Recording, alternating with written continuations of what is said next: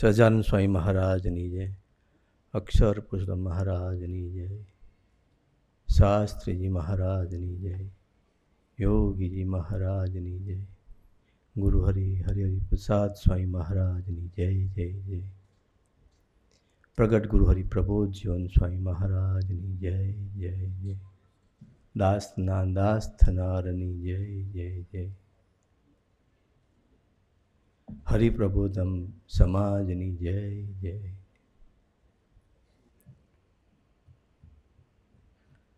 પ્રાતઃ સમયે ગુરુ હરિ પરમ પૂજ્ય પ્રબોધ સ્વામીજી, ભક્તિ સ્વામી, સુરત સ્વામી, મૈત્રી સ્વામી, સૌ સંતો, કાંતિ કાકા, મકનજી, કિશોરભાઈ, સૌ ધામના મુક્તો.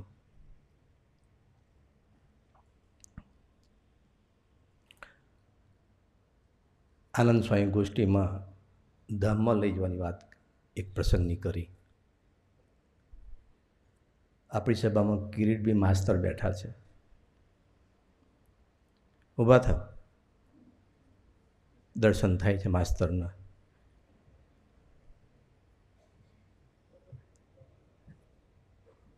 એ માસ્તર છે ભાટપુરના. હું એને કાયમ એક પ્રશ્ન પૂછતો, માસ્તર બનાવ્યા કોણે?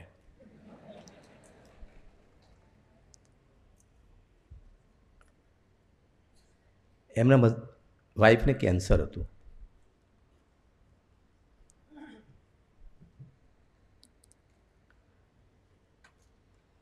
દીકરીના મેરેજનો કંઈ યોગ નહોતો અને કેન્સરમાં લાસ્ટ સ્ટેજ સુધી પહોંચ્યું.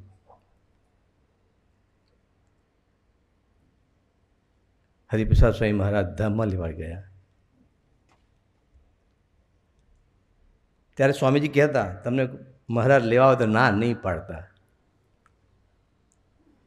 એમ એનું એક આ મૂર્તિમાન દર્શન. એમના મિસિસને સ્વામીજી લેવા ગયા. મિસિસે એવું કીધું કે તે કંઈ લગ્ન બાકી છે, અરે કંઈ ગોઠવજો. સ્વામી પાછા પધાર્યા. કેવા ભગવાન છે! હું પૂર્વાશ્રમ પાછો વળું, મારી જાતને જોઉં, પૂછું છું. પહેલી વખત મળ્યા, 3 લાફા માર્યા, 3 દિવસ સુધી સંભળાય નહીં, અને તમે કંઈ ગયા જન્મે સાધુ હતા. એથી આગળની વાત, માધવચરણ સ્વામી હરિધામ પધાર્યા ત્યારે મેં એમને પૂછ્યું, ભક્તિ વલ્લભ કોઠારી હતા કેવા? તો તમે મને કહો. તમે કે તારા જો. મારા જો એટલે તારા જો બોલવાનું સ્પીડમાં ઉતાવળી સ્પીડ, ચંચળ પ્રકૃતિ, ઉતાવળું ડિસિઝન, જે પ્રાણને પ્રકૃતિ, સ્વભાવને પ્રકૃતિ સાથે જાય. ત્યારે સમજાય એ વાત, કેવા પુરુષ મળ્યા આપણને. અને સ્વામીજી કહેતા કે એનાય મહારાજ, એનાય જ ગુણાતીતાનંદ સ્વામી એ શાસ્ત્રીજી મહારાજ, યોગીજી મહારાજ સ્વરૂપે પાછા પધાર્યા. અને એનાય જ મહારાજ પ્રબોધ સ્વામી સ્વામી થકી હતા. એનાય મહારાજ સ્વામી હતા ને. હા બસ, શ્લોક બોલીએ છીએ. વેદે સાક્ષી અનંતના સ્વરૂપે આ શાસ્ત્રીજી મહારાજ. આજ સવારે જ મેં પ્રાર્થના કરી એમને પૂજન કરતાં કરતાં. ગઈકાલે અમે ગુરુ હાથે, હરિ હાથે આમોદ ગયા હતા. મને બી અદ્ભુત દર્શન મેં કાલે કરાવ્યું. આમોદમાં એક હરિમંદિરનું નાનું મંદિર, ઘર મંદિરમાં સભા હોલ, પ્રાર્થના હોલ બનાવ્યો આમોદ મંડળે. ગુરુહરિ પધાર્યા, 2 બાજુ ભક્તો ઊભા હતા, લાઈન બંધ. દરવાજો ખોલ્યો. મેં મારી જિંદગીમાં, ફરી બોલું, મેં મારી જિંદગીમાં, અત્યારે ફેસ કેવો દેખાય તમને? એકદમ શ્યામ, આમ બ્લેક કહે તો ઓછો નહીં.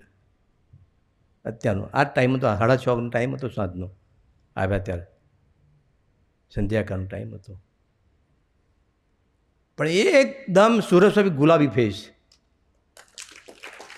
આંખે જોયેલી ગઈકાલની વાત તમને દર્શન કરું છું મારું. એકદમ વ્હાઈટ આંખ, અને એથી આગળ જે ફેસમાં જે મૃદુતા હતી,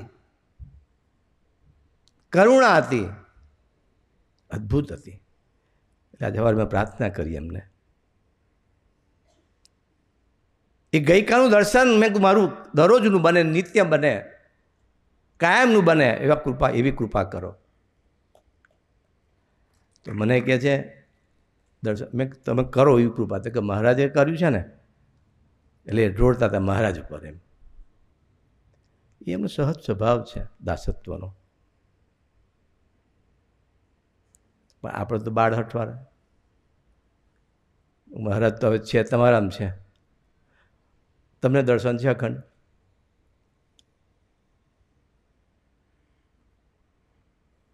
ફરી પાછી કરુણા વહાવી અને ખભે હાથ મૂક્યો. આથી બધા કેટલી કરુણા જોઈએ આપણને. પણ જીવ અવળો છે, નગુણો છે. આમાંથી મોટા ભાગનાને ભગવાનના દર્શન એવા કરાયા છે. નાના મોટા વધતા જ છે.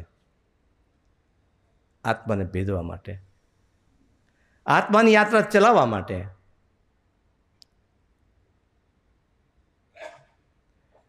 આનંદ સાગર સ્વામી ગોષ્ઠી કહેતા હતા, ભગવાન એક સંકલ્પને ઉઠાડ્યો. ગઈ સાલ સ્વામીજી નસવાડી ગામ પધાર્યા હતા અને ત્યાં સ્વામી ગોષ્ઠી કરી હતી. અને ગોષ્ઠીમાં પોતે પરાવણી ઉચ્ચારી હતી. નસવાડી એ સરીપાણી છેવાડાનું ગામ. અને ત્યાં આનંદ સ્વામી ગોષ્ઠી કરી. સ્વામી બોલ્યા પોતાની પરાવણીમાં કે આનંદ સ્વામી આજે સાધકોને ગમે એવી ગોષ્ઠી કરી, સાધકોને કામ લાગે એવી ગોષ્ઠી કરી. સાથી બધા સાધકો બેઠા છે. એવી જ વાત આજે આનંદ સાગર સ્વામીએ બહુ સરસ કરી, સાધકોને કામ લાગે એવી. સ્વામી આપના ચરણોમાં એક જ પ્રાર્થના કરવી છે. વાતો ઘણી છે, ઘણી સાંભળી છે, પણ જ્યાં સુધી મારી નહીં બનાવવું ત્યાં વાતો જ રહેવાની છે.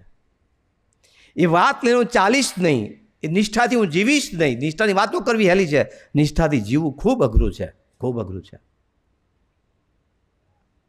તો સેકન્ડે મરવાની વાત આવે છે.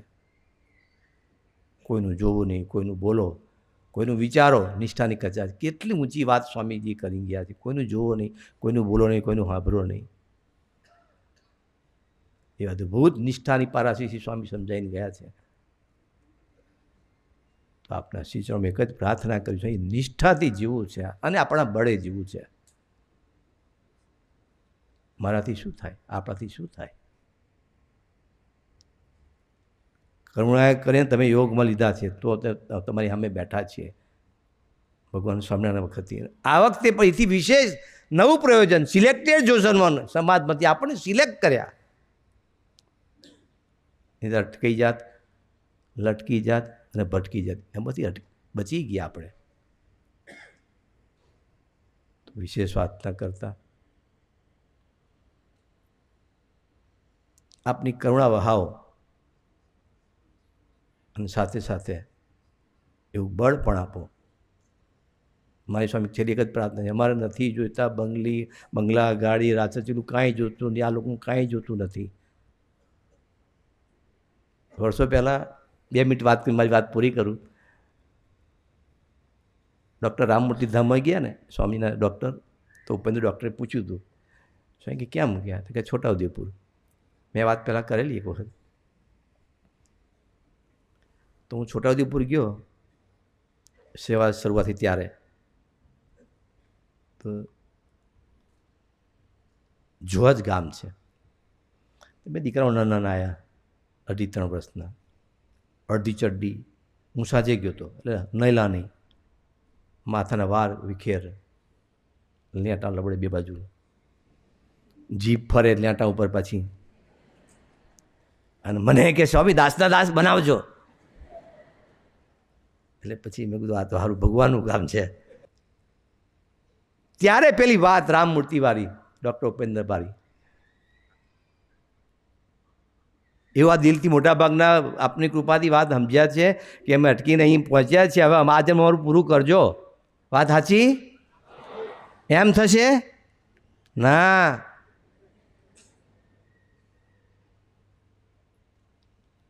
એમની પ્રત્યેક યોજનામાં હોવાનો સંકલ્પ કરીશું. એવા પ્રવૃત્તિ હોય એ માર્ગે ચાલવાનું અમને સૌને એવી ખાનદાની ખમીવંતીથી જીવવાનું બળ બુદ્ધિ શક્તિ આપો. એ જ આપના શ્રી ચરણોમાં પ્રાર્થના. જય સ્વામિનારાયણ. રાજી રહેશોજી.